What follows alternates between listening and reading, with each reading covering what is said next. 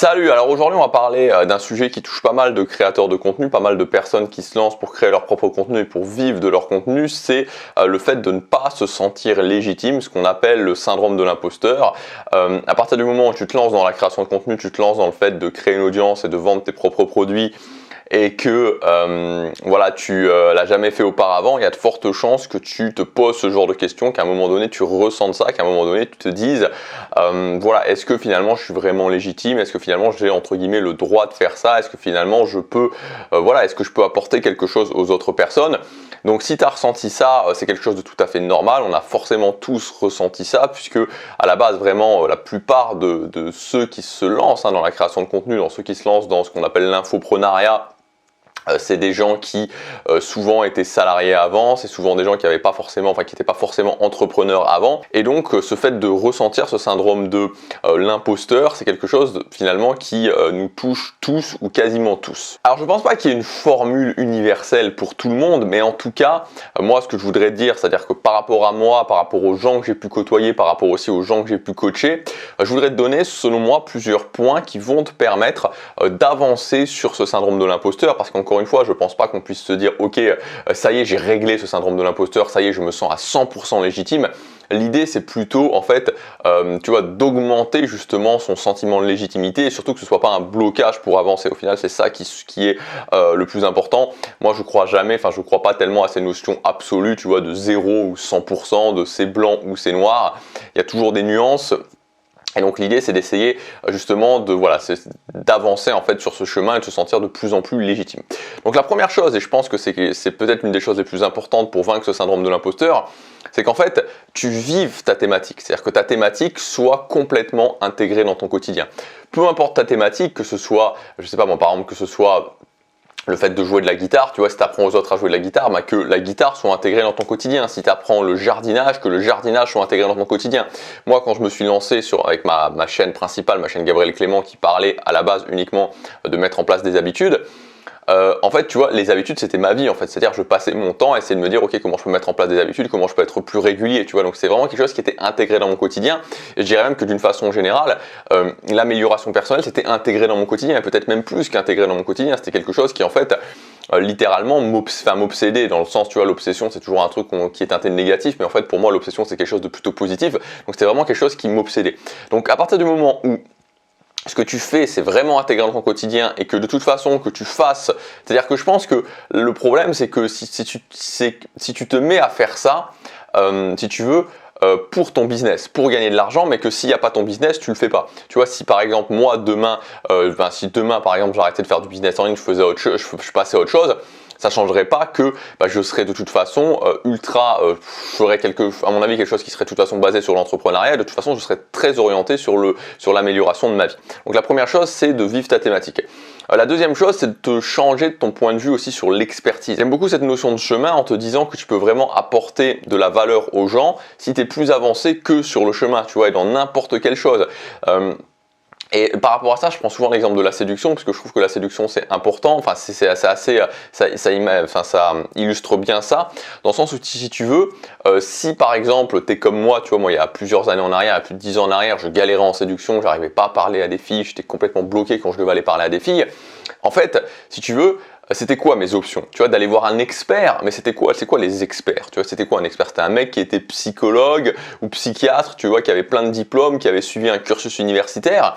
Mais en fait, tu vois, ok, c'était un expert entre guillemets, mais en quoi, tu vois, finalement, il pouvait vraiment m'aider? En quoi il pouvait vraiment m'aider spécifiquement? Tu vois, ce mec-là, il va aider des gens qui ont des problèmes en séduction, il va aider des gens qui ont des problèmes, je sais pas, avec leur famille, il va aider des gens qui ont leurs problèmes. Et quelque part, il aurait compris tout, tu vois, il aurait compris, il permettra à tout le monde de se débloquer. Alors moi j'ai rien contre les gens qui vont chez les psychologues, les psychiatres, mais ce que je veux dire c'est que pour moi ça me semblait beaucoup plus opportun d'aller voir quelqu'un qui était parti de là où j'étais parti, qui avait plus de résultats que moi et donc qui pouvait me partager son expérience. Donc en l'occurrence un coach en séduction ou quelqu'un qui pouvait m'apporter de la valeur par ses formations, parce que j'ai commencé par des formations, j'ai commencé par des e-books et ensuite des formations, ensuite du coaching. Donc tout ça pour te dire qu'en fait, pour moi ce qui a vraiment de valeur, à partir du moment où tu comprends que la valeur elle n'est pas dans un tampon qu'on met sur un diplôme parce qu'une autre personne a eu ce diplôme et qu'on lui donne le droit de mettre un tampon sur une autre personne sur un diplôme, à partir du coup, tu comprends que la vraie valeur, elle est dans le fait de parcourir un chemin spécifique et qu'à partir du moment où tu parcours un chemin spécifique, tu peux apporter de la valeur aux gens qui sont moins en avance que toi sur ce chemin. Je pense que ça fait vraiment une grande différence, ça fait vraiment un déclic sur le fait de te sentir beaucoup plus légitime. Ensuite, le troisième point pour aller au-delà du syndrome de l'imposteur, c'est évidemment le prix. Alors, on en parle peu, tu vois, c'est pour ça que toute cette mode, je pense qu'il est en train un petit peu de se tasser, tu vois, je pense que cette mode du high ticket, elle est un petit peu en train de se tasser, notamment avec, tu vois, avec le Covid, tu vois, les crises, la période actuellement qui est très incertaine, tu vois, où les gens sont beaucoup plus dans l'incertitude, donc ils ont beaucoup plus tendance à épargner, finalement, ils ont beaucoup plus tendance à garder leur argent. Mais avant cette période-là, il y avait vraiment une grosse mode du high ticket, et donc le high ticket, c'est quoi vraiment l'idée? C'est de se dire, ok, je vais trouver mes meilleurs clients, je vais trouver très peu de clients et je vais leur vendre très cher. Et moi, j'ai eu vraiment plusieurs personnes, et quand je dis plusieurs personnes, c'est au moins, tu vois, une demi-douzaine de personnes que j'ai pu avoir en coaching et qui se sentaient perdus à cause du high ticket, qui me disaient, mais Gabriel, je comprends pas, j'ai suivi une formation, on me disait de vendre un produit à 2000 ou 3000 euros, même un coaching à 2000 ou 3000 euros, mais je me sens pas du tout légitime pour faire ça. Et en fait, c'est normal, tu vois, c'est normal. Pour moi, c'est une grosse, c'est complètement fou de conseiller de vendre des produits chers, très chers, ou même extrêmement chers en high ticket à des gens qui se lancent. C'est complètement fou, tu vois, c'est complètement fou de faire ça parce que forcément, tu te rends bien compte que quand tu vends un produit à 50 euros, quand quelqu'un t'achète un produit à 50 euros, il y a une attente qui est totalement différente que si tu achètes un produit qui va coûter 3000 euros. Tu vois, un produit à 1000 euros, 2000 euros, une séance de coaching à 3000 ou 5000 euros, tu comprends, un accompagnement en coaching. Tu comprends bien que c'est pas du tout la même chose. Tu comprends bien que un produit qui coûte 50 euros, a priori, tu vois, ça va pas déstabiliser le budget de quelqu'un. C'est pas, tu vois, c'est pas quelque chose, c'est un achat qui est plus ou moins impulsif, tu vois, c'est pas un achat qui a un gros impact. À partir du moment où tu passes les 100 euros, c'est différent. À partir du moment où tu passes les 200 euros, c'est encore différent. Mais alors à partir du moment où tu passes les 1000 euros, les 2000 euros, les 3000 euros, là on parle vraiment de choses qui peuvent avoir un très gros impact et là une très grosse attente des gens. Et donc par rapport à ça, l'effet inversé pour toi, si tu veux, c'est la pression que tu peux ressentir. Tu n'as pas du tout la même pression parce qu'il n'y a pas du tout la même attente quand c'est un produit à 50 euros qu'un produit à 1000, 2000 ou 3000 euros. Donc c'est pour ça que moi je t'invite, et c'est ce que je te conseille avec cette méthode Superfan justement, à partir sur des produits peu chers. Et c'est même la base de la méthode Superfan aussi, parce que c'est quelque chose qui va te mettre beaucoup moins de pression et qui t'enlèvera, ça t'enlèvera vraiment cette sensation de pas te sentir, en tout cas ça abaissera vraiment cette sensation de pas te sentir légitime. Ensuite, le quatrième point, c'est de bien comprendre que la valeur que tu apportes, la valeur que tu peux apporter aux gens qui suivent ton contenu gratuit, la valeur que tu peux apporter aux gens qui vont être tes clients et donc avoir ton produit payant, avoir tes produits payants, est totalement subjective. C'est vraiment quelque chose de totalement subjectif, c'est-à-dire que moi, j'ai pu m'en apercevoir, tu vois, alors évidemment au niveau du contenu gratuit, mais aussi au niveau du contenu payant. Tu vois, aujourd'hui, j'ai sorti plus de 100 formations, j'ai vendu plusieurs milliers de formations, tu vois, je pense que là, je vais pas arriver, à mon avis, je dois pas être très loin si je fais le total de plus de 10 000 formations vendues. Donc, tu vois, ce qui est assez marrant, et moi ce qui m'est arrivé quelques fois, alors ça m'est pas arrivé des dizaines de fois, mais ça m'est déjà arrivé quelques fois, tu vois, d'avoir des retours par mail, et deux retours par mail qui étaient exactement l'inverse. Un retour par mail d'une personne qui me disait ouais ta formation j'ai pas du tout aimé, et un retour par mail juste après sur la même formation, quelqu'un qui me disait ta formation j'ai adoré, elle est géniale.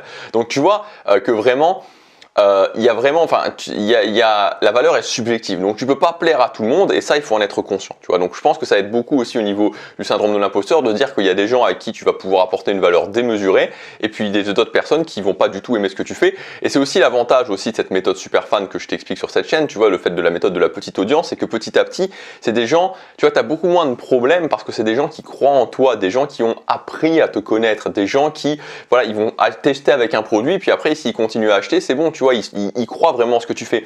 Et c'est un des gros avantages parce que, par exemple, moi, je te le dis, pourtant, comme je te dis, j'ai vendu, je n'ai pas fait le calcul exact, faudrait que je regarde parce qu'il y a eu plusieurs prestataires de paiement, donc il faudrait que je regarde à combien, à mon avis, je dois être autour des 10 000. Si je suis pas à 10 000, je dois être pas loin des 10 000 formations vendues, tu vois.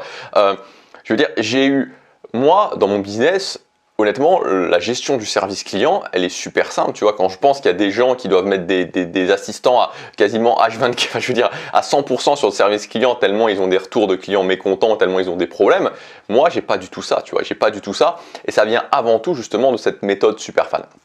Ensuite, cinquième chose qu'il faut bien comprendre au niveau du syndrome de l'imposteur, c'est que la confiance, elle va aussi venir sur le chemin. Tu vois, et ça, c'est quelque chose on peut le dire sur le syndrome de l'imposteur, mais on peut le dire sur beaucoup de choses. C'est que tu peux pas gagner de la confiance, tu peux pas te sentir plus légitime sans le faire. Tu vois, si par exemple, je sais pas, t'es chanteur, t'es avec un groupe, t'es un chanteur et que tu t'as jamais chanté sur scène, bah, ça va être compliqué tu vois, tout de suite maintenant de te sentir légitime, ça va être compliqué tout de suite maintenant d'avoir de la confiance. Quand tu auras fait 100 concerts, bah, tu auras beaucoup plus de confiance. Bah, c'est exactement la même chose pour le syndrome de l'imposteur, c'est-à-dire qu'au début, tu vois, c'est normal d'avoir cette sensation-là. Et puis au final, quand tu commences à avoir des gens qui achètent tes formations, quand tu commences à avoir des retours positifs, des gens qui disent oui, ça m'a aidé, oui, ça m'a apporté de la valeur, ta légitimité, elle augmente. Donc ça va vraiment venir sur le chemin. Sixième point, c'est aussi le fait que tu dois l'admettre, tu vois. Tu dois admettre que tu vas faire une partie de ce chemin avec ce syndrome de l'imposteur, avec des questions, avec des doutes.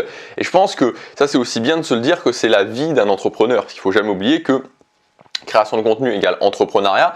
Entrepreneuriat, tu vois, c'est quelque chose où tu as du doute constamment. Tu es toujours en doute, tu es toujours en questionnement. Et donc, il faut apprendre à gérer ça. C'est-à-dire que si tu penses que l'entrepreneuriat, ça va être, tu vois, comme un boulot de salarié ou un boulot, je sais pas, tu vois, de fonctionnaire où tu vas pouvoir être tranquille dans des petites cases et pas te poser de questions, t'oublies, tu vois. Ça ira toujours des questionnements. Et enfin, alors j'ai un petit peu mangé sur le septième point que je voulais dire, enfin, la septième chose que je voulais dire, mais je vais quand même te le rappeler, je l'ai déjà dit un petit peu avant dans la vidéo, c'est que créer un business basé sur une petite audience avec des gens qui croient en toi, c'est quelque chose qui va te permettre rapidement de construire de la confiance et qui te permettra beaucoup plus facilement d'aller au-delà de ce syndrome de l'imposteur. Tout simplement parce que voilà, tu vas avoir des gens qui vont croire en toi, ça va être plus ou moins les mêmes personnes qui vont te racheter tes produits, qui vont pouvoir justement, quand ils vont commencer à acheter des produits, quand ils vont commencer à aimer tes produits, ils vont te faire des retours positifs, ils vont te donner de la confiance et ça, c'est quelque chose qui aide beaucoup à construire sa légitimité. Voilà pour cette vidéo, j'espère qu'elle t'aura aidé. Si tu veux aller plus loin, tu as ma méthode Superfan, c'est une formation 100% gratuite où je t'apprends exactement les premières étapes pour vivre d'un business qui est basé sur une petite audience. Tu vois, comme je l'ai déjà dit, je pense que ce qui est vraiment important de comprendre, c'est qu'aujourd'hui, il y a une raréfaction de l'audience, il y a une raréfaction de l'attention. Tu vois, l'attention sur YouTube, elle stagne. Par contre, il y a de plus en plus de gens qui sont là, donc forcément, ça fragmente l'attention.